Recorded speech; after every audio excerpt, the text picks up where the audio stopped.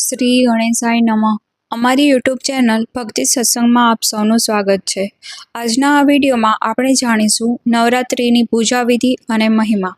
તમને જો આ વિડીયો પસંદ આવે તો અમારી ચેનલને લાઇક કરજો, શેર કરજો અને સબસ્ક્રાઇબ કરજો, જેથી અમારા નવા વિડીયોની માહિતી આપ સુધી તુરંત પહોંચી શકે. ધન્યવાદ.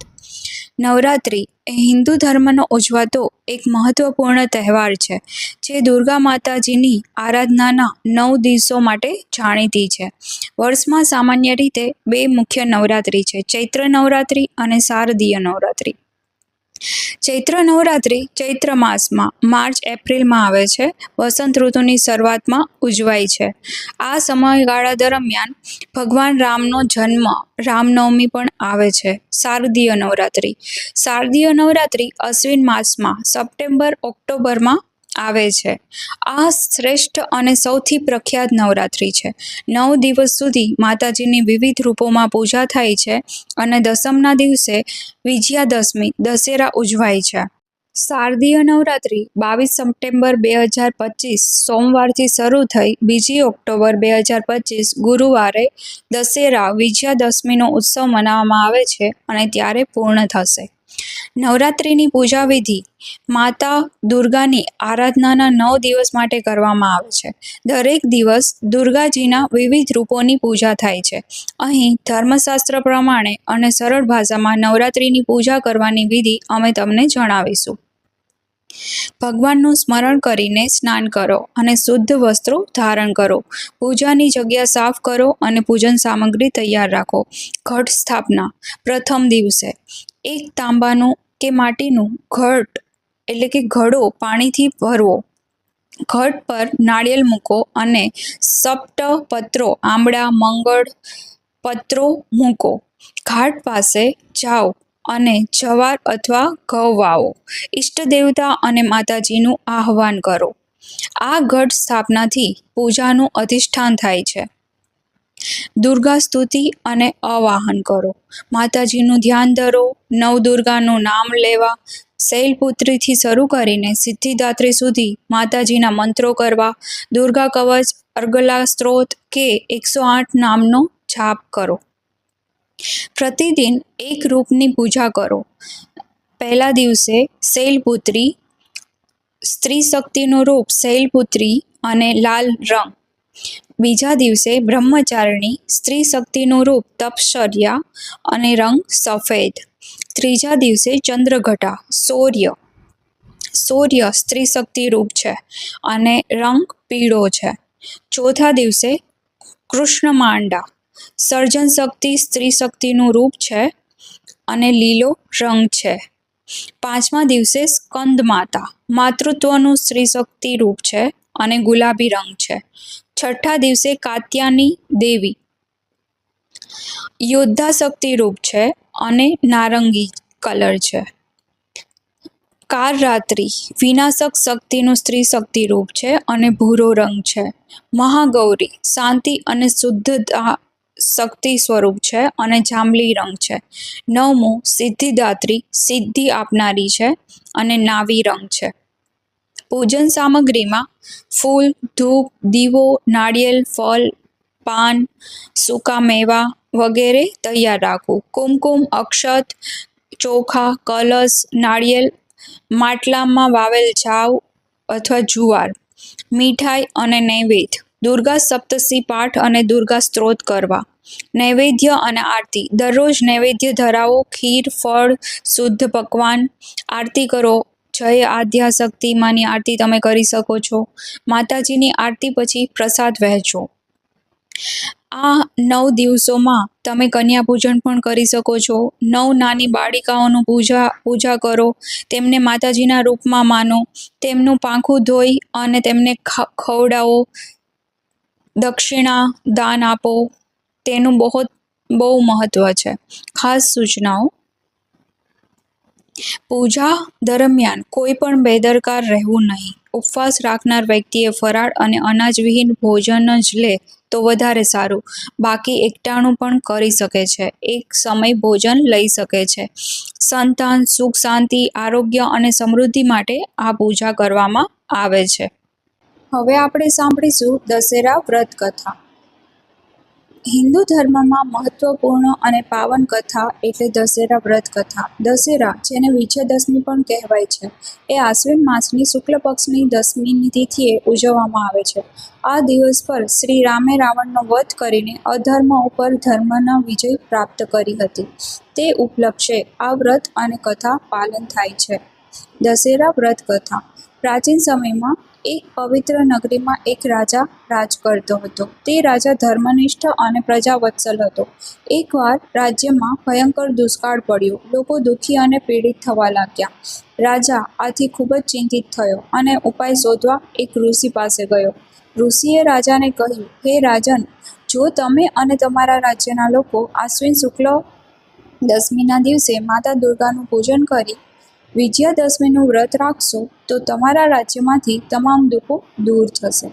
રાજાએ ઋષિના આ ઉપદેશ મુજબ 10મીના દિવસે વિજયાદશમીનું વ્રત અને માતા દુર્ગાનું પૂજન વિધિવત કરાવ્યું. પછીથી રાજ્યમાં વરસાદ પડ્યો, ખેતી સમૃદ્ધ થઈ અને લોકો સુખી બન્યા. ત્યારથી દશેરા વ્રત અને પૂજન પ્રચલિત છે. દશેરા વ્રત વિધિ. દશેરા દિવસે નાહી ધોઈ પવિત્ર થવું, કલશ સ્થાપના કરીને દુર્ગા માતાનું પૂજન કરવું, શસ્ત્રોની પૂજા કરવી. આ દિવસે શસ્ત્ર પૂજનનું પણ વિશેષ મહત્વ છે. રાવણ દહનનો કાર્યક્રમ પણ આ દિવસે યોજવામાં આવે છે, જે અધર્મ ઉપર ધર્મના વિજયનું પ્રતીક છે. મીઠાઈઓ બનાવી ભોગ ધરાવવો. દશેરાને દિવસે કહેવાય છે કે અધર્મ ઉપર ધર્મની વિજય થાય છે, અસત્ય ઉપર સત્યની વિજય થાય છે, અંધકાર ઉપર પ્રકાશની વિજય થાય છે. એ જ દશેરાનું પ્રતીક છે. હવે આપણે સાંભળીશું દશેરાની એક અન્ય વ્રત કથા. દશેરાની પૌરાણિક વ્રત કથા એ છે કે પૌરાણિક સમયમાં ધર્મનિષ્ઠ અને ન્યાયપ્રિય રાજા હરિશ્ચંદ્ર પોતાના રાજ્યમાં રાજ કરતા હતા. તેમની પ્રજા સુખી અને સંતોષમાં રહેતી.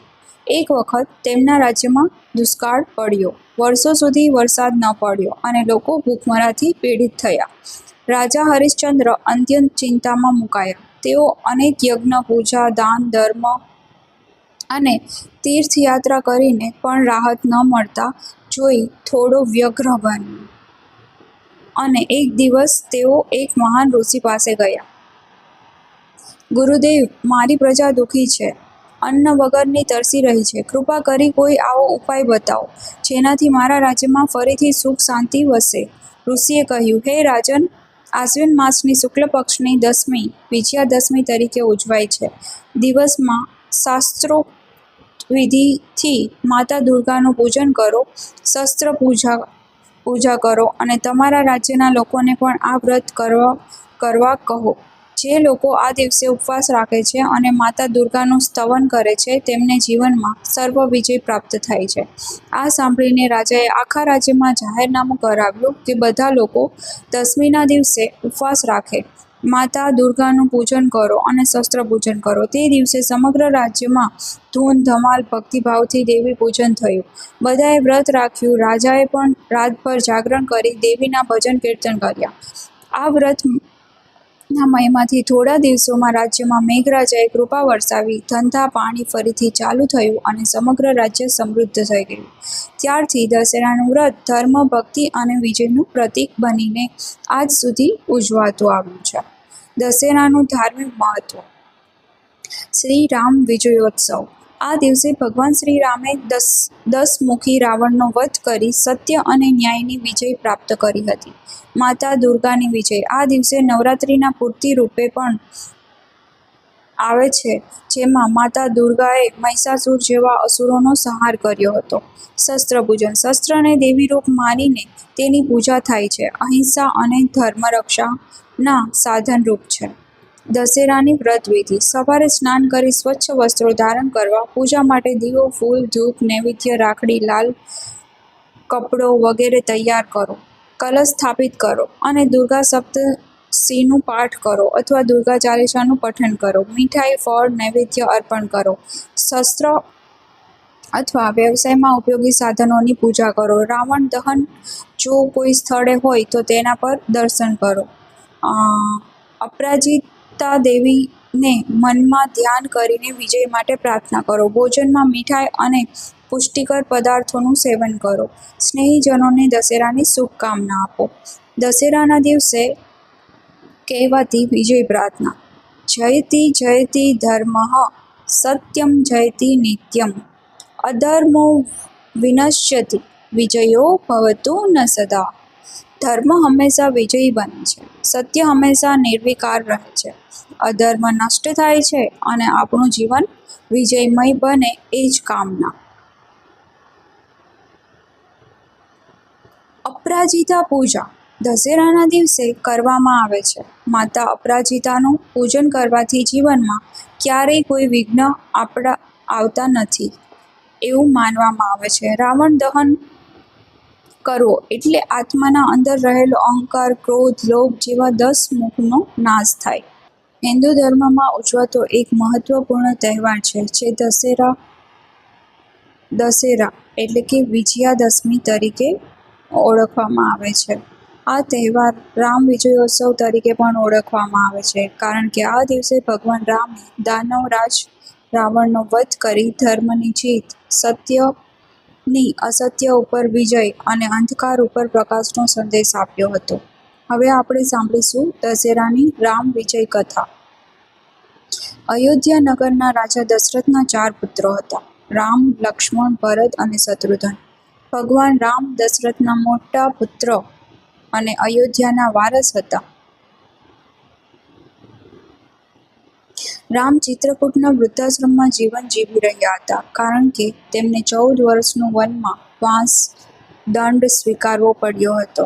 તેમના સાથે પત્ની સીતાજી અને ભાઈ લક્ષ્મણ પણ વનમાં હતા. લંકા નગરીનો દાનવ રાજા રાવણ, જે 10 મુખી અને ખૂબ જ વિદ્વાન પણ હતો, તેણે એક ચાલથી દેવી સીતાનું અપહરણ કર્યું હતું અને તેમને લંકા લઈ ગયો.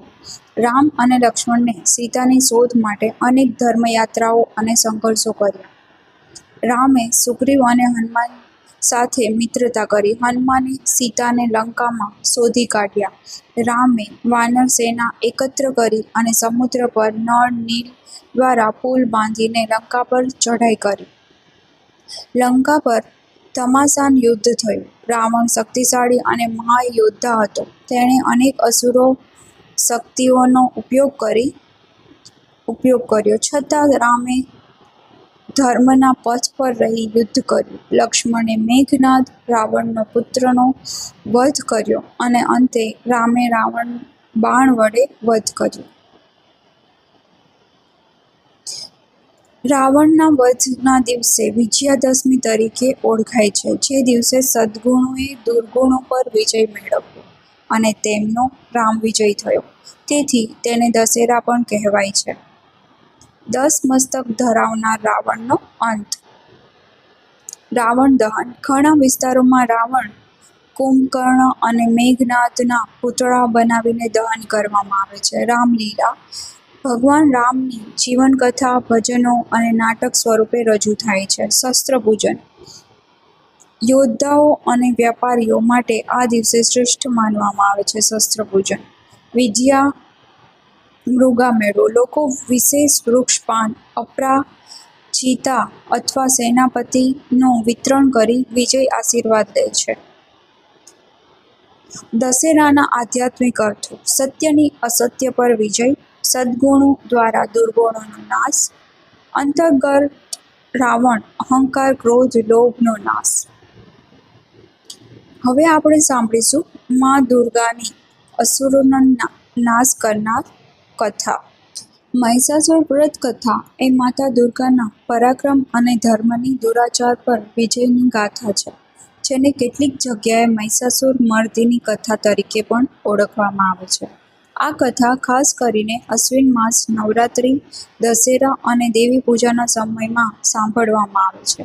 આ કથા માત્ર પૌરાણિક નથી પણ આદર્શપૂર્ણ છે, જેમાં દુર્ગા માના ધૈર્ય, શક્તિ અને સત્યની જીત દર્શાવવામાં આવે છે.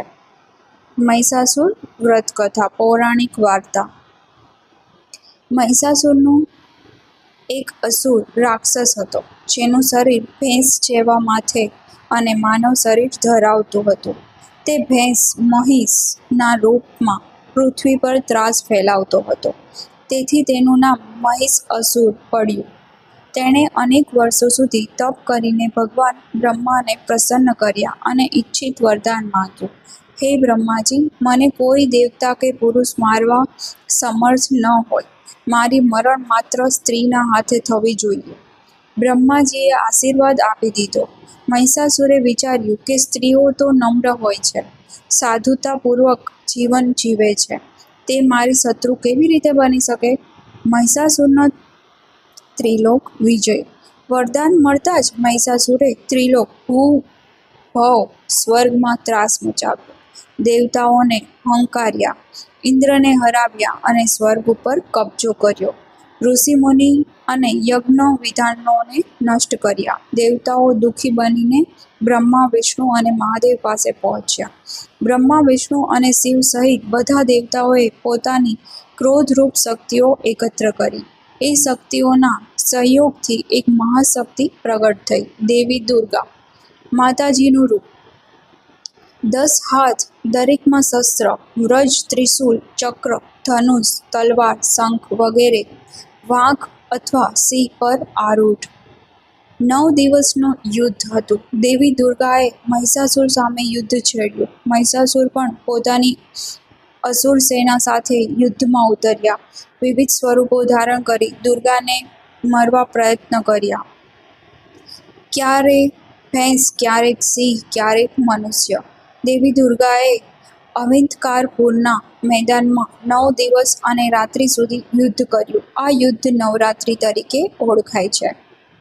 10મો દિવસ વિજયાદશમી. જ્યારે મહિષાસુર ભેંસ રૂપે આવ્યો ત્યારે માતાજીએ તેના સિંગ પકડીને ધરાશાયી કર્યો.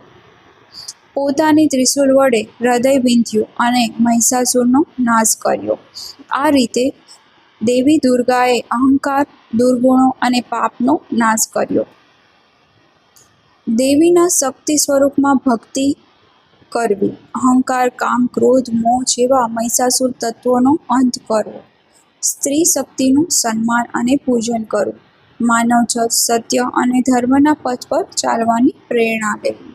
મહિષાસુર વ્રતની વિધિ. વ્રત કરતા શ્રદ્ધાપૂર્વક દુર્ગા માતાની મૂર્તિ કે ચિત્ર સ્થાપિત કરે છે. નવરાત્રિના સમયમાં દૈનિક પ્રાતઃ સ્નાન સુધી માતાજીનું પૂજન કરે. દેવી સપ્તશતી, દેવી કવચ, અર્થચંડી પાઠ અથવા મહિષાસુર મર્દની સ્ત્રોત પઠન કરે. નવરાત્રિના અંતે કન્યા પૂજન. કન્યાઓને ભોજન અને દાન કરવું. 10મી વિજયાદશમીના દિવસે વ્રત સમાપ્ત થાય છે. મહિષાસુર મર્દની સ્ત્રોત. ઐગિરિનંદિની નંદિત મેદિની વિશ્વવિનોદિની નંદનુતે ગિરિવર વિન્યસિરાજદહંસિની નીચગણમોહિની ધૃતરૂપે મહિષાસુરમર્દિની રમ્યકપર્દિની શૈલસુતે. જેનો અર્થ થાય છે, હે દુર્ગા, તું વિશ્વનું સુખ આપનાર છે. તું મહિષાસુરનો નાશ કરનાર છે. તું પર્વત પુત્રી છે. તારો વિજય થાય. દશેરાના દિવસે ક્ષત્રિય સમાજના શસ્ત્ર પૂજનનું પણ ઘણું મહત્વ છે. દશેરાનું પર્વ હિન્દુ સંસ્કૃતિમાં શસ્ત્ર પૂજન અને વિજયના પ્રતીક માનવામાં આવે છે. ક્ષત્રિય સમાજ માટે દશેરા એક ખૂબ જ મહત્વપૂર્ણ તહેવાર છે, કારણ કે આ દિવસે ક્ષત્રિય ધર્મના મૂલ્યો, શૌર્ય, પરાક્રમ અને ન્યાય માટે યુદ્ધ કરવા માટેની તત્પરતાનું પૂજન કરવામાં આવે છે. ક્ષત્રિય ધર્મ શસ્ત્ર ધારણ કરી ધર્મ અને ન્યાયની રક્ષા કરવાનો ધર્મ છે. દશેરાના દિવસે શસ્ત્રોનું પૂજન કરીને ક્ષત્રિયો આ પ્રતિજ્ઞાને સ્મરણીય બનાવે છે. મહાભારતના કથા અનુસાર પાંડવોના અજ્ઞાતવાસ પૂરા થયા પછી દશેરાના દિવસે અર્જુને પોતાના શસ્ત્રો શમી વૃક્ષમાંથી પાછા લીધા અને યુદ્ધ માટે તૈયાર થયા. તેને અનુસરીને ક્ષત્રિય દશેરાને શસ્ત્ર અભ્યાસ અને પૂજન દિવસ તરીકે મનાવે છે. દશેરાના દિવસે શસ્ત્ર પૂજનની વિધિ પરંપરાગત રીતે આ રીતે કરવામાં આવે છે. દશેરાના દિવસે ઘરમાં અથવા કોઈ મંદિર અખાડામાં શસ્ત્રો લાવી તેમને ધોઈ શૃંગાર કરવામાં આવે છે. આમાં તલવાર, ભાલા, ઢાલ, ધનુષ્ય અને આજના સમયમાં ગન વગેરે પણ હોઈ શકે છે. પૂજા સામગ્રી: કુમકુમ, ચંદન, ફૂલો, ધૂપ, દીપ, નાળિયેર, પાન, સોપારી અને મીઠાઈ હોય છે. સાથે શમી વૃક્ષ ખાસ મહત્વ ધરાવે છે, જેણે અર્જુનના શસ્ત્રોની રક્ષા કરી હતી. પૂજન વિધિ: તલવાર વગેરે પર તિલક કરવામાં આવે છે, શસ્ત્રોની આરતી ઉતારવામાં આવે છે, ધન્યતા અને વિજય માટે પ્રાર્થના કરવામાં આવે છે. કેટલીક જગ્યાએ લઘુ હવન પણ થાય છે. પરંપરાગત ક્ષત્રિય પરિવારોમાં ઘોડા અને હાથીનું પણ પૂજન થાય છે, કારણ કે તેઓ યોદ્ધાનો ભાગ છે. આધુનિક સમયમાં દશેરા અને ક્ષત્રિય સમાજ આ રીતે શસ્ત્રોનું પૂજન કરવામાં આવે છે.